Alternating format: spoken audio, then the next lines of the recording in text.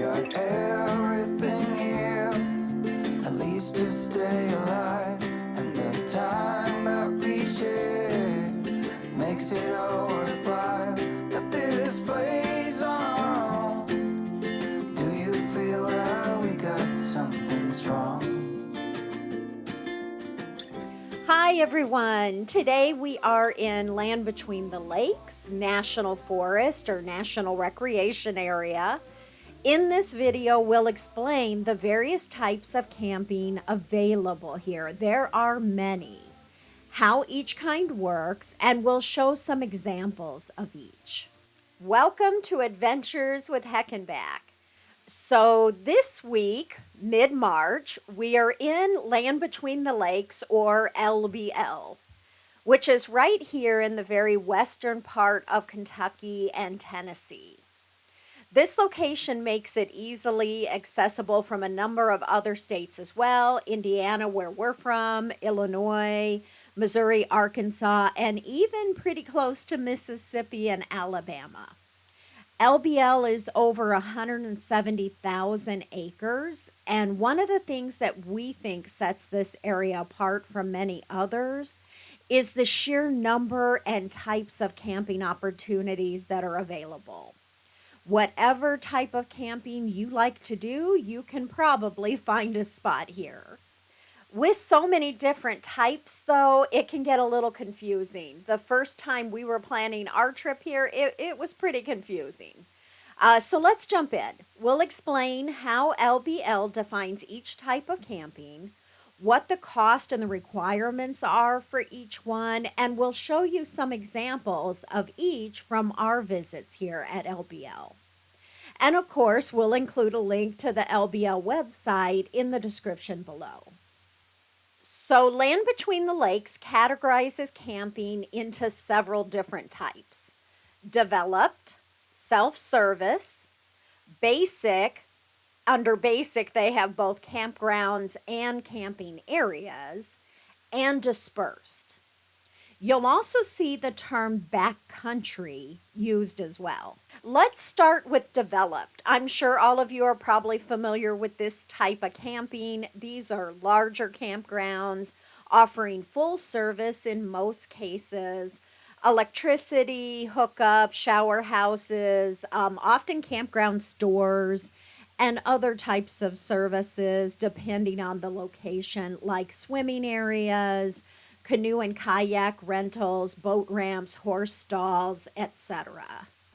LBL has 4 developed campgrounds: Piney Campground, Hillman Ferry, Wrangler's Campground, and Energy Lake Campground.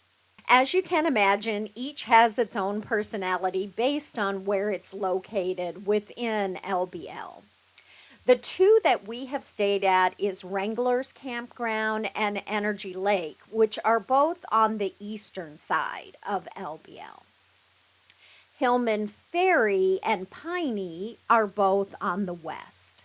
Wrangler's Campground is the only horse campground in LBL, and it is also the only one that's open year-round. Energy Lake is the smallest of the campgrounds. Campsites in the developed campgrounds are reservable. They have an online reservation system.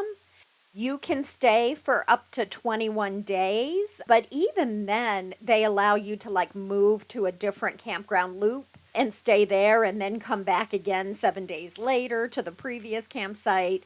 So you can actually stay in the developed campgrounds for quite a while if there is space available. And they do seasonal camping as well, so you can make arrangements to camp for an entire season. We're in Land Between the Lakes, and we're staying at the Wrangler's Campground. They have the horse stalls because this is a horseman's camp, but anybody is allowed to camp here. They have a shower house. This was our campsite when we stayed in Wrangler's. We had 30 amp electric, plenty big for our little camper. Some of the campsites are much bigger. Fire rings, picnic tables, nice gravel pads, not too close to the campsite next to you. And this is a little section of Area D, which we thought had kind of a more open, grassy feel to it. A little bit longer parking areas, kind of angled parking areas here. Wranglers seem to have a lot of services also, including a blacksmith and a farrier's. The regulations for the developed campgrounds are pretty typical of most developed campgrounds. They have a strict checkout time of 3:30 and check-in time is 4:30. Of course, there are like after-hour check-ins allowed and things like that. This is still Wranglers here, Area C on the right and the camp store on the left. And as you head back out towards the gatehouse, the dump stations and dumpsters, ice, things like that. When I stayed home, I need you on my fire. I want you to know that every Other regulations are pretty typical of developed campgrounds as well. Park where you're supposed to park, keep the fires in the fire rings, observe quiet hours. Some of them do allow generators, but again, those are during particular or specific hours. So pretty typical campground rules.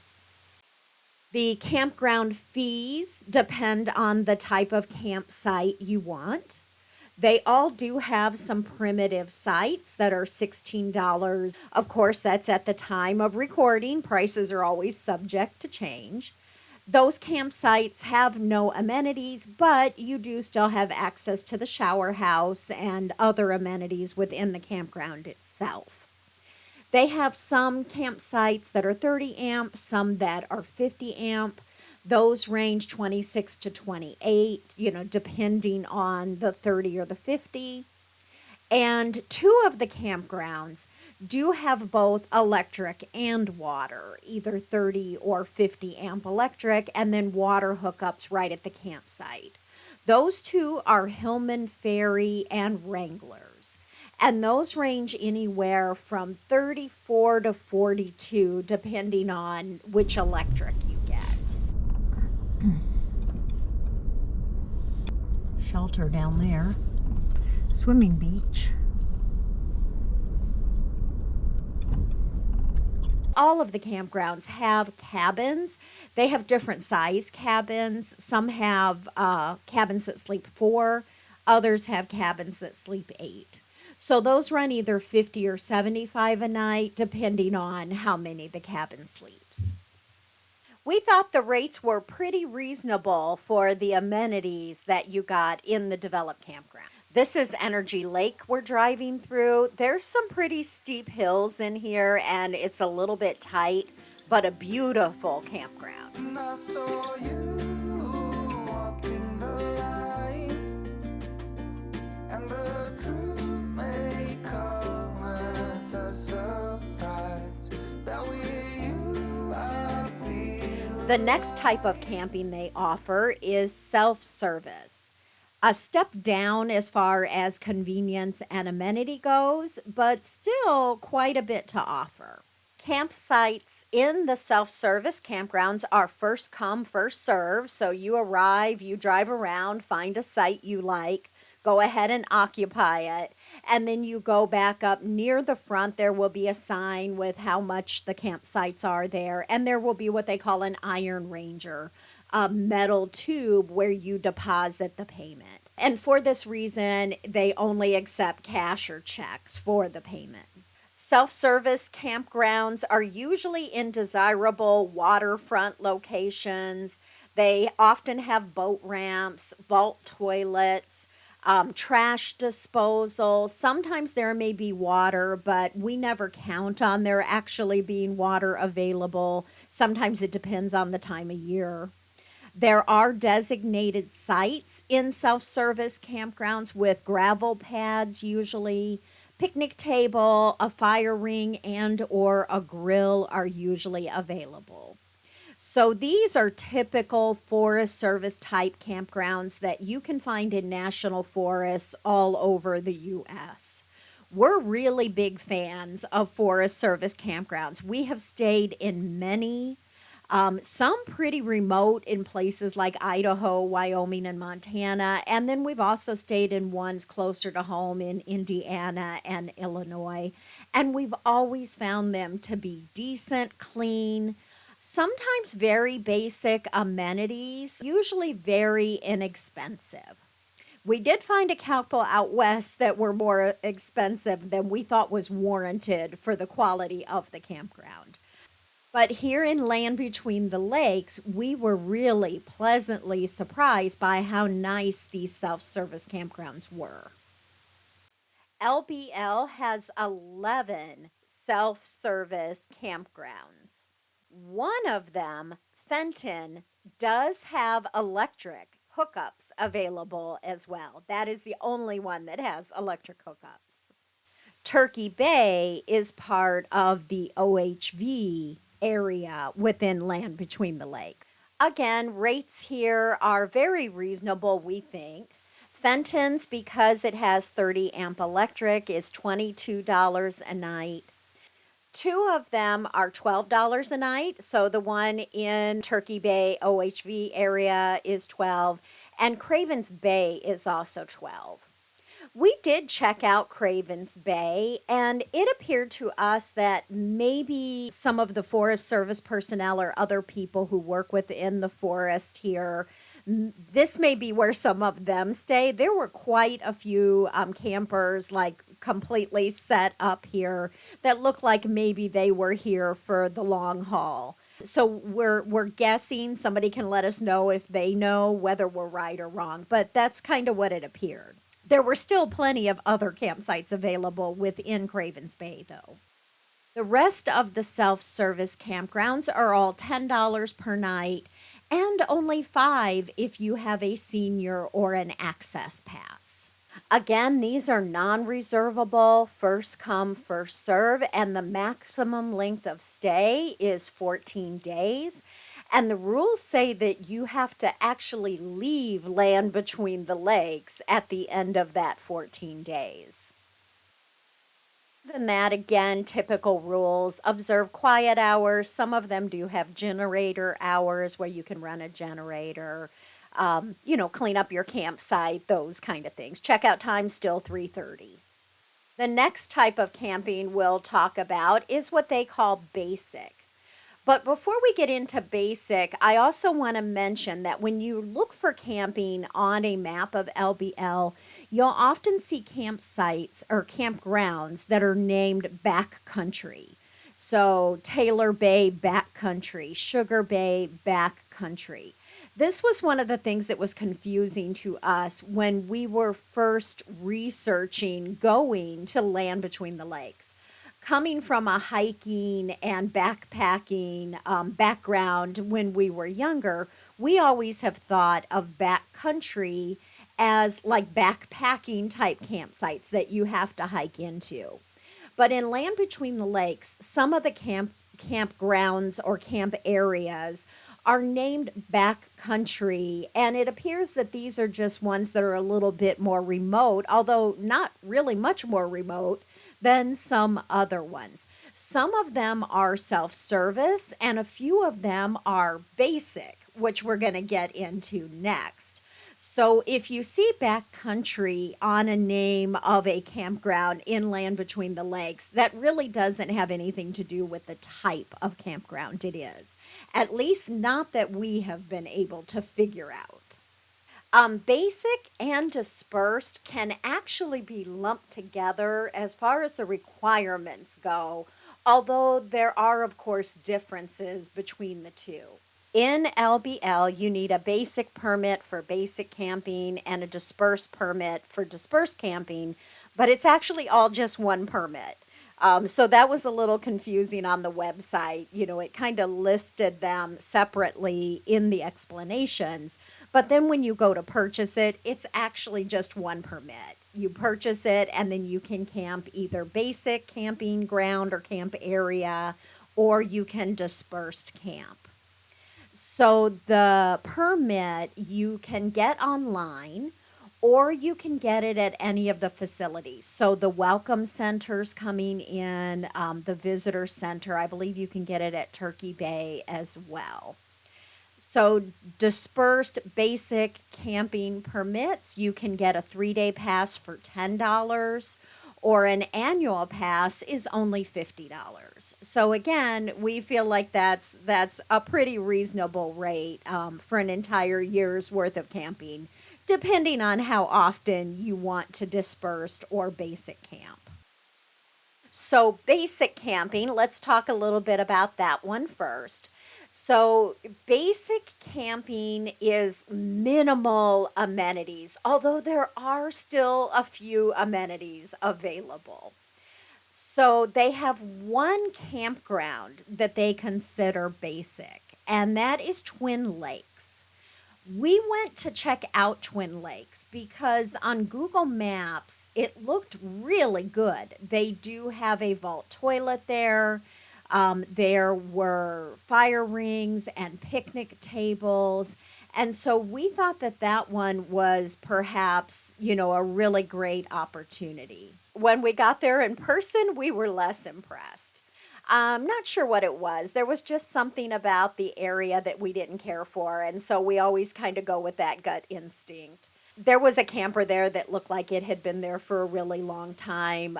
There was like a TV or a monitor just sitting in a campsite. There were a couple things that just kind of made us feel a little bit uncertain or uneasy. And this is the only place in LBL we have felt that way. So, for the most part, it looked like it was a decent campground, but that's probably one that we personally wouldn't stay at. And again, that is kind of unusual for our experiences so far in LBL. All of the rest of the basic camping in Land Between the Lakes is basically open areas. So these are open areas that you can camp at quite often at either boat ramp areas or just open fields. So there aren't designated campsites. It's just a big area.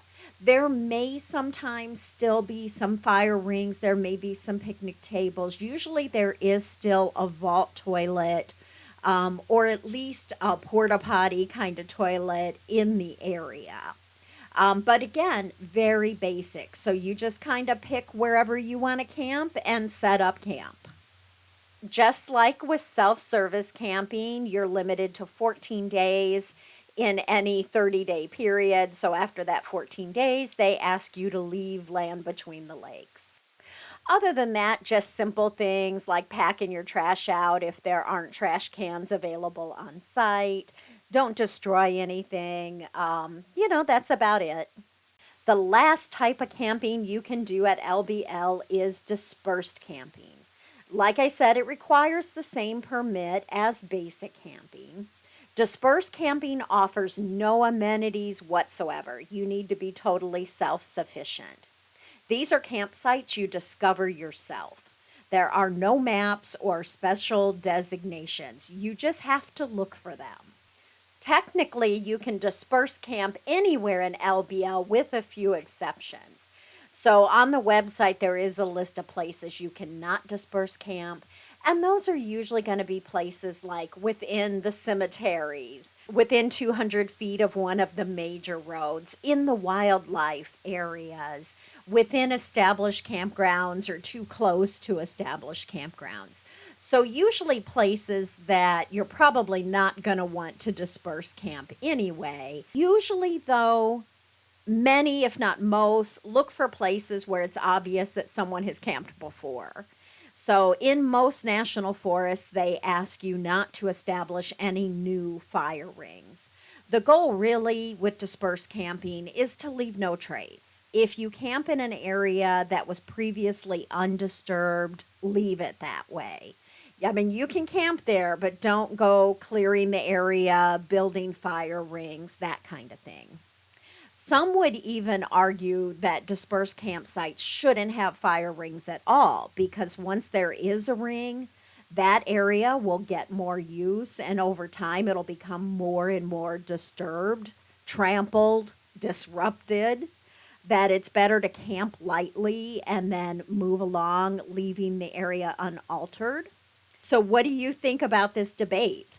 I would love to hear in the comments if anybody has thoughts about dispersed camping and whether fire rings should be allowed within dispersed campsites or should we get rid of them.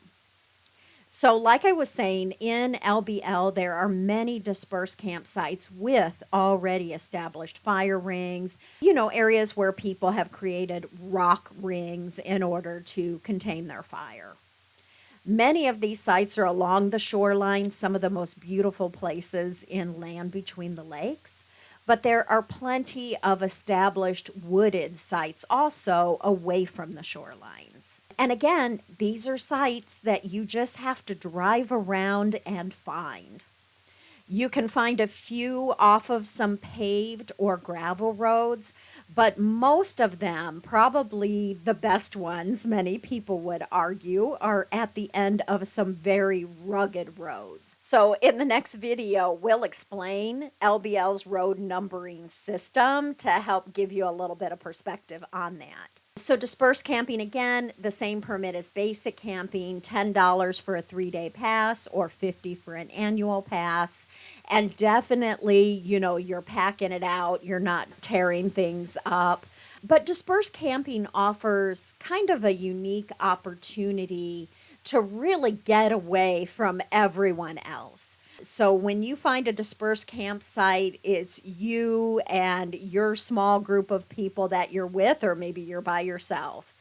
So really the opportunity to kind of get away from everybody else and really find that quiet, peaceful, moment in nature, I think, which is why a lot of people are really gravitating towards dispersed camping. All right, so that is an overview of the different types of camping available at Land Between the Lakes. Hopefully this video was helpful. If you did find something useful in here, please go ahead, hit that like button, consider subscribing. Like I said, in the next video, we will go into detail about the road numbering system at Land Between the Lakes. Thank you so much for watching, and we'll see you in the next video.